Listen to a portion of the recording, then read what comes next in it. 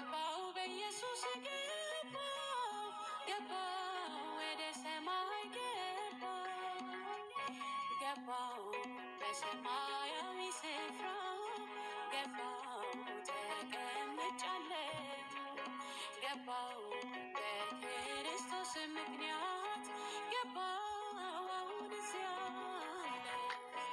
ገባው በበሩ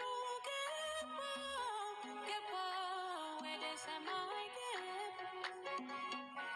ገባው በኢየሱስ ገባው ወደ ሰማይ ገባው በሰማያዊ ስፍራ ገባው ተቀምጫለሁ ገባው በክርስቶስ ምክንያት ገባው እዚያ